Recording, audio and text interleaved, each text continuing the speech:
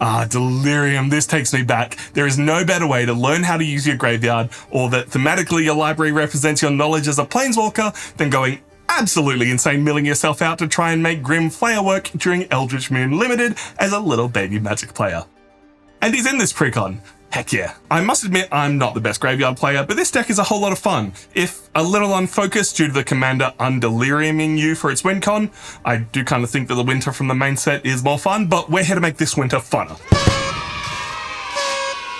As with all my upgrade videos, check out the others from Duskmourn at your own pace. I've got 10 $5 and under budget upgrades, and then 10 not so budget upgrades, but worth considering so you can make this deck its little deathly best. Weirdly, my favorite card is in the budget list this time. My final deck list, everything I've cut and everything in the upgrade packs are all in links down below next to the subscribe button if you want to see more of our Commander content. The hard part of a Delerium deck is having enough of each card type in there to hit that sweet spot. So let's make it a little bit easier with my favorite addition to Death Toll, the often forgotten card type Kindred, or Tribal as you may remember it. This is Tarmogoyf Nest, a 3-mana double card type card that makes us Tarmogoyf tokens. That means if we can get it on the field and we have a graveyard full of all the card types, we can consistently pump out big beefy Goyfs to threaten the field. And if we mill it, then it counts as both Kindred and Enchantment and helps us hit those Delerium costs easier. This is not the last you'll see of Goyfs in this video. I was surprised to not see any of them in the precon. But before we get there, we have to talk about my other enchantments, like Insidious Roots. Whenever we activate Winter's ability, or bring a card back from the graveyard in any other fancy Golgari way,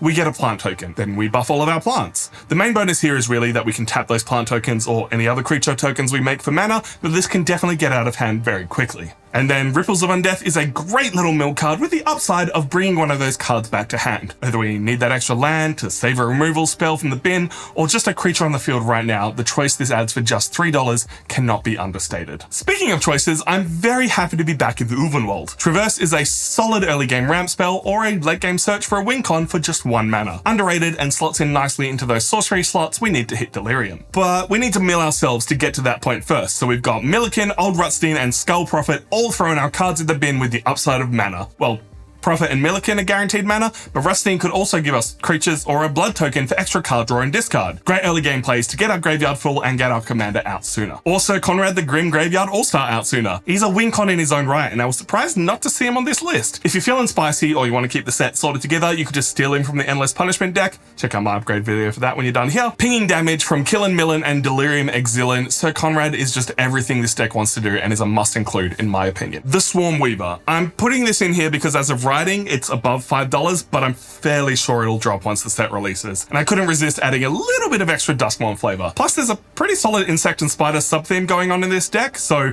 the extra creature tokens are much appreciated. 4 mana for 3 creatures with upside? You gotta do it. And finally for budget, it's the next Goyf. Goyf count at 2 and only going higher with Polygoyf. Trample and Myriad is a hell of a combination, and if we get it right, this could end games with 9 trampling damage going at each of our opponents. To get that Goyf count at 3, we have to head to the not so budget list, but it is so worth it. Barrow Goyf is a death touching life linking Goyf with upside. Whenever he deals damage, we get to mill that many cards and then return a creature card to our hand. It's a big threat that could get very large. Speaking of very large, Lumra Bellow of the Woods could technically be a 38-38. Sure, it's going to lose us the ability to count lands for Delerium, but who cares at that point? More likely, this is just a 6-drop that ramps us towards our late game plays. And if we can't have lands because we've exiled them, we can just invent new ones. Overlord of the Hauntwoods has better suspend in the form of Impending and will give us a free everywhere land for 3 mana and eventually be a 6/5 that's just making us more. Great value card, and I just love this design space with Impending. Also see it in my jump scare upgrade video. To round out the creatures, we have Sheoldred. Not that one, I don't just slap her into every black deck. Sheoldred Whispering One will return a big bad creature from our graveyard to the field, force others to sack creatures during their upkeep, and then there's a 6/6 with Swamp Walk. It's a little expensive at 7 mana, but is definitely an early target for winter. Speaking of expensive Phyrexians that return creatures, Portal to Phyrexia is some nice creature removal into graveyard recursion. The best part is it doesn't have to be our graveyard, so we can leave things there for Delerium and Winter while we pick off the bones of our opponents. Palantir of Orthanc is my final mill helper, but it is so much more than that. Scry for card selection, which is hopefully mill selection, but more likely this time, card draw. No one wants to take damage at the best of times, and helping us mill is just even better.